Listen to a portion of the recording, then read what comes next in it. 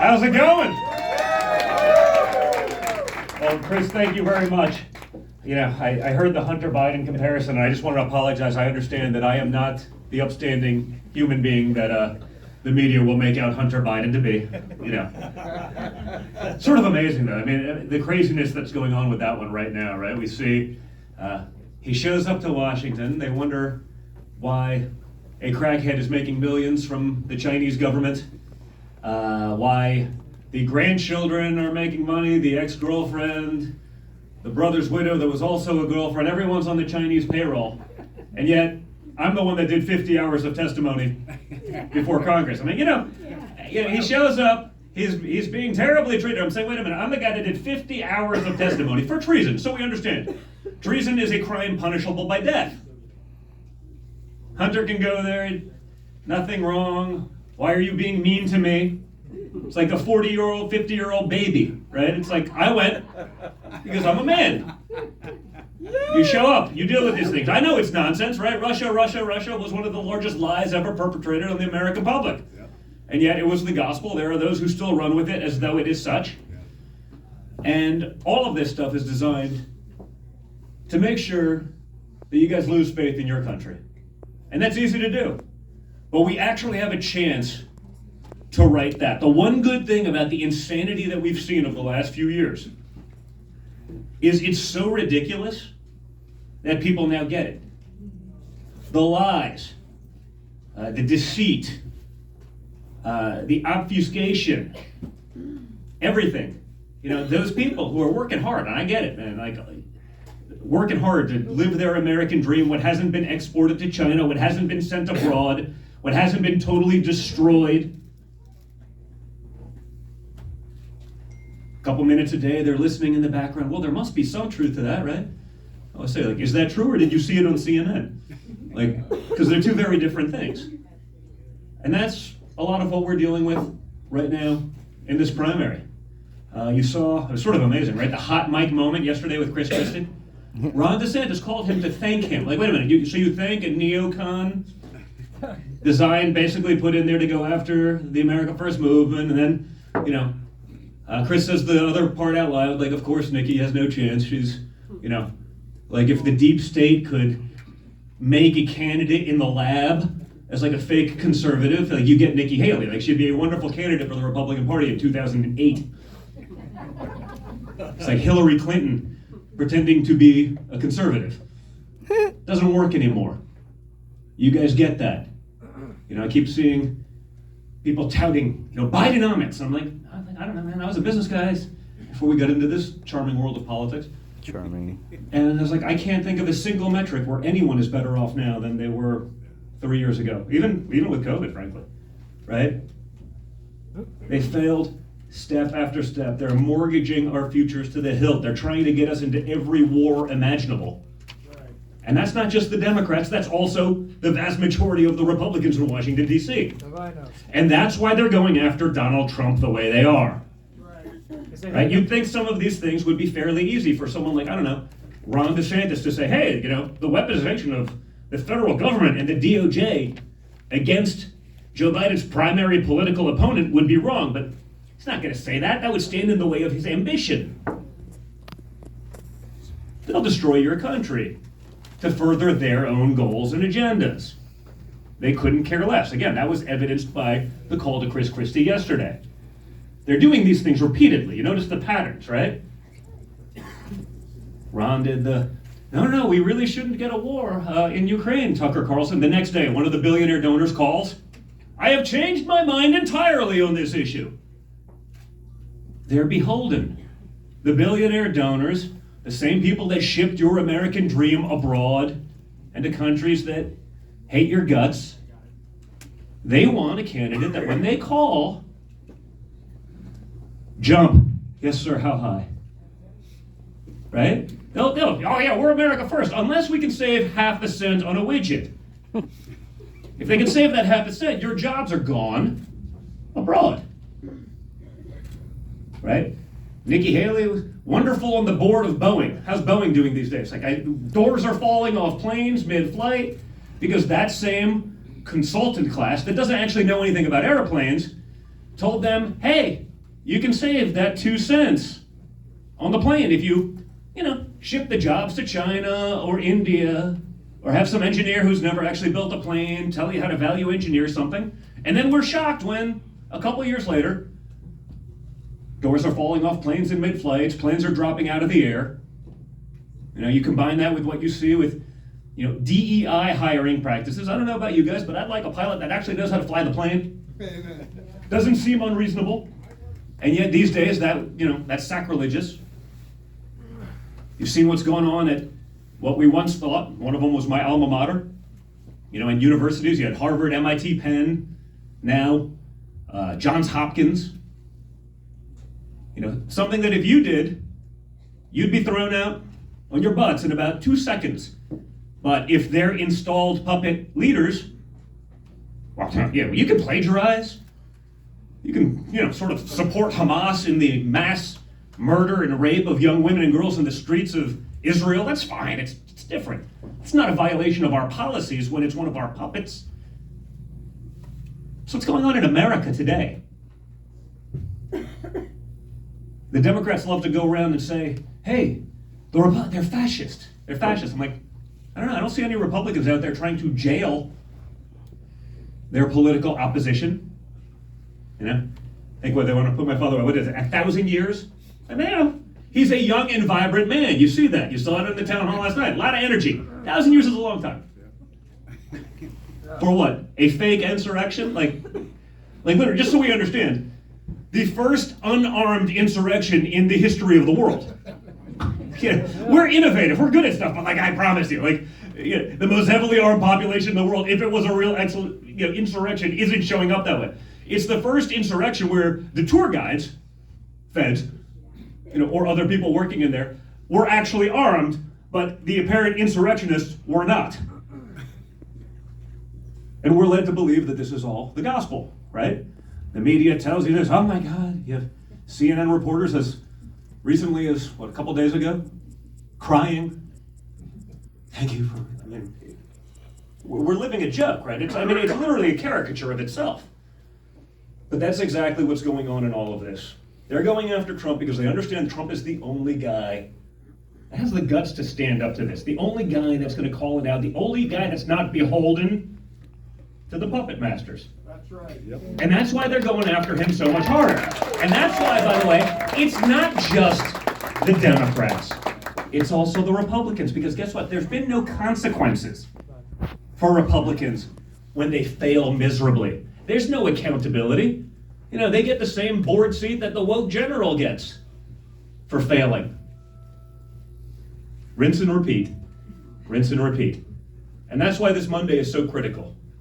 Okay? We just have to send a message. I understand it's going to be -4, but if I can get my Florida butt back up here, I have gotten significantly softer living in Florida when it comes to being -4. Right? There was a time I could handle this. I'm a big outdoorsman. You live in Florida. Now, I can also deal with 120 with 4,000% humidity. It's a little different, right? Your body acclimates. It's probably age too, though I don't admit that lightly. If I can get back up here, everyone can get back up here. We can get out. We can participate in the caucus process. Don't forget, just like every other aspect of this thing for the last few years feels like it's been a psyop, because it has. They're trying to get you to have that apathy. They're trying to get you to say, Donald Trump is winning by 7,462 points.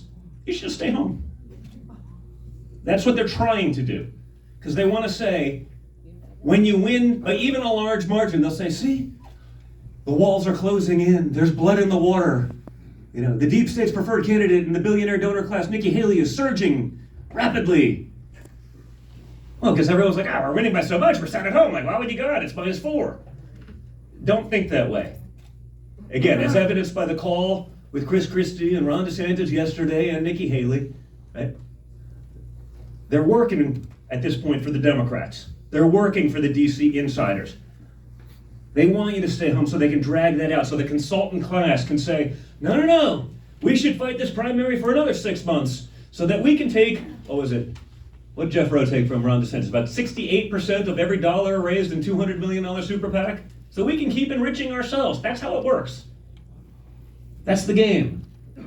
And Trump's exposed it. And that's why they're never going to stop. So, I just want to thank all of you guys in this. I get it, man. It's been brutal. I can promise you no one probably understands that better than me, other than perhaps my father. But what we're fighting for is worth it. What we're trying to gain back is worth it.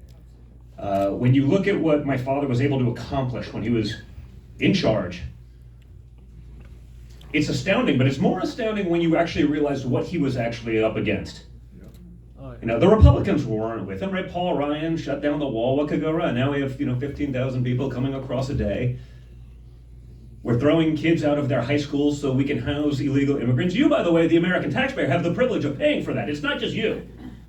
Not just you paying for you and your kids and your grandkids and trying to give them something. You have the privilege of paying for now millions of more people coming here illegally, many of which, and frankly, I think it's intentional, will probably never actually pay into that system. They will become dependent, because that's what the Democrat Party today offers. If you are a dependent, as long as you vote for them, they'll keep taking, they'll give you a little bit of something, and you too can eat cockroaches while Bill Gates, is eating filet mignon, and you too should sit at home and not drive your car while they fly in a G5 that burns more fuel in 1 hour than you will burn in your entire lifetimes.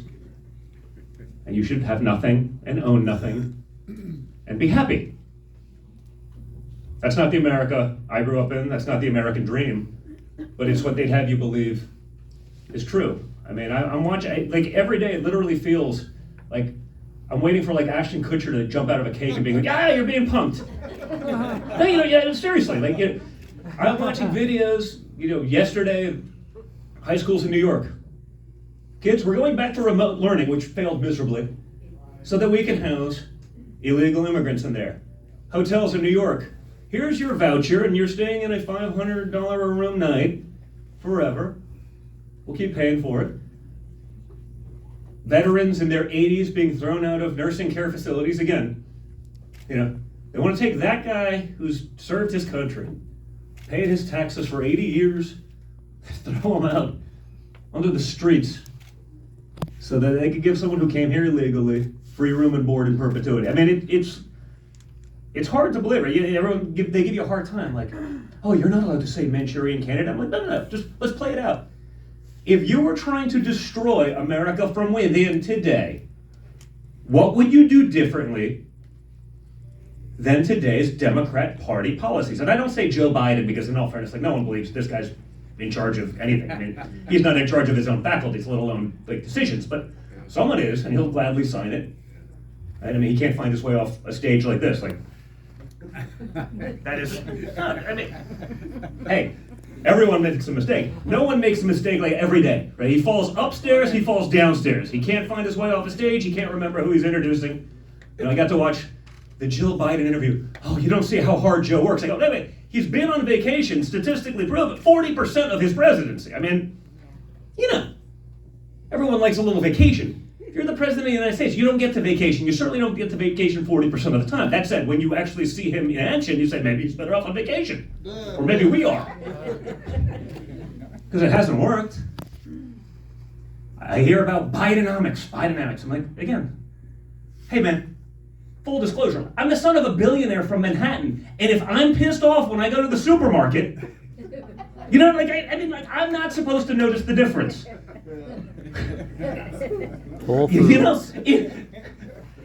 I can be intellectually honest. I'm not pretending if I'm there, I was with my kids. We came back from a trip.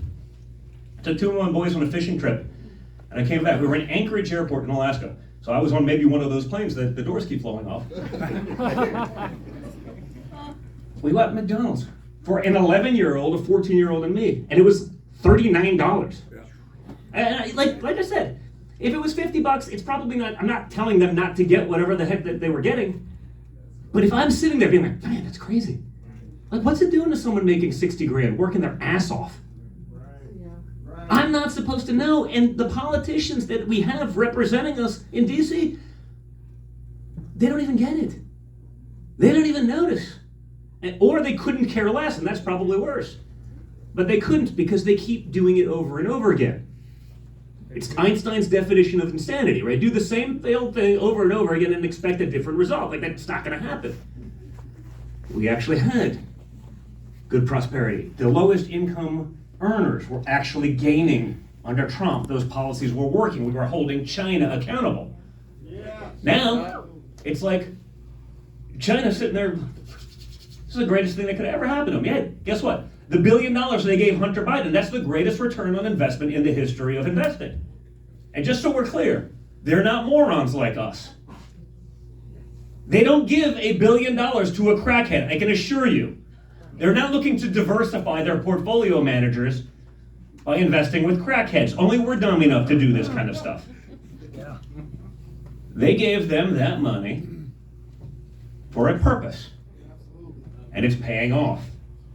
And we have people in DC, even on our side, who aren't all that interested in looking at it. Guess what? Because they're all probably on the take as well.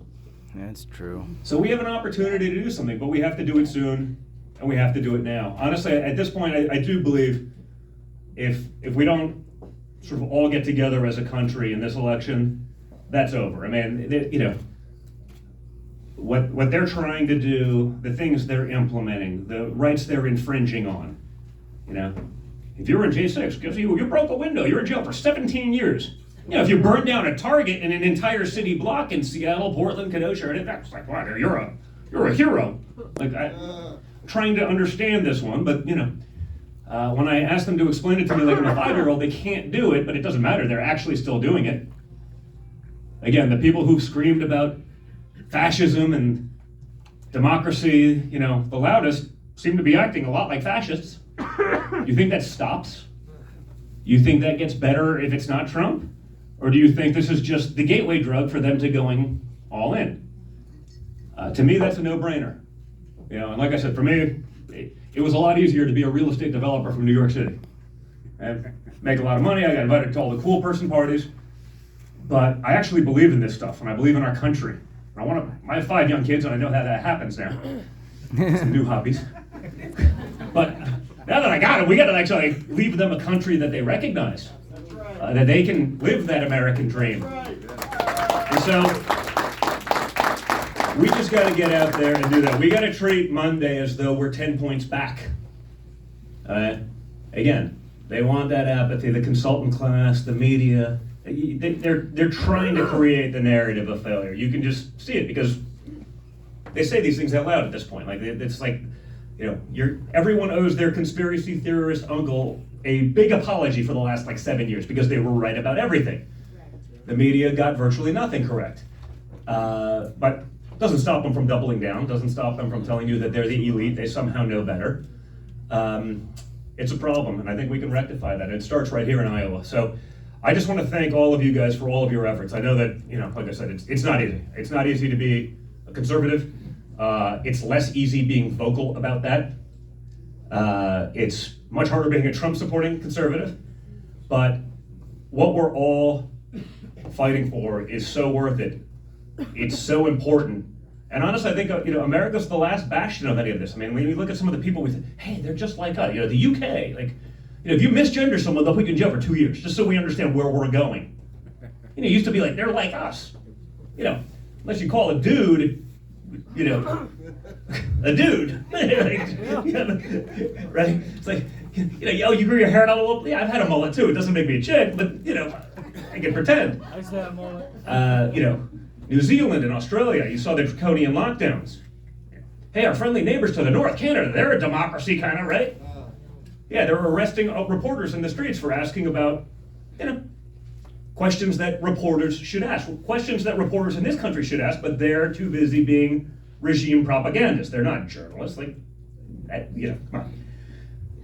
If today's media was doing for the Republican Party what today's media does for the Democrat Party, the Federal Elections Commission would be in there and say, hey, these are in-kind contributions.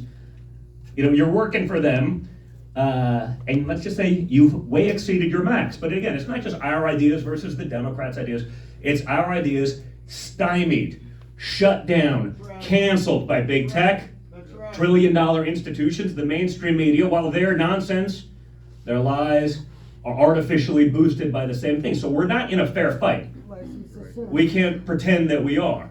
And again, and that's why it's going to take someone as strong as a Trump to actually change something. Someone who does have the guts to do something about it. Someone who could have gotten out of this 3 years ago, said, hey, I did what I needed to do. I checked off another incredible accomplishment box. Let's just move on and have a good life. But he understands what's happening. It's why he got in this to begin with.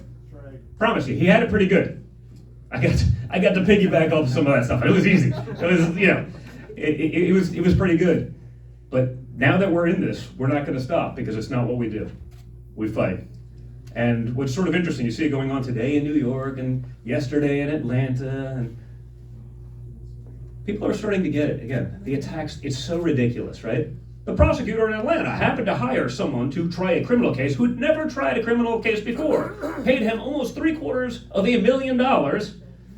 And they happened to be sleeping together and going on vacations, lavish vacations together with that money. I mean, it's over and over again. Oh, the one in New York, they're going to visit the Biden White House. I'm like, so criminal fraud trial, what does that have to do with the Biden White House? Why are you going there to meet there? Unless, of course, you're doing what everyone knows they're doing. So what's nice about it, as brutal as it is for us to deal with on a daily basis, is they're showing their hand. You understand the game that they're playing. By the way, if they'd done one, pick one and see it through. But again, 1,000 years and the death penalty, I don't know, doesn't seem fitting. So I think we've woken up a lot of people. I think they understand what we've lost in the last few years. They understand the lies that they've been pushed. You know, it's not coming out. You know, Joe Biden can go and tell you that Bidenomics is doing such a great job, but like I said, if I can feel it, everyone can feel it, and everyone does feel it. So for me, as I travel around the country, as I do this stuff, I can assure you, the enthusiasm is unlike anything I've ever actually seen before.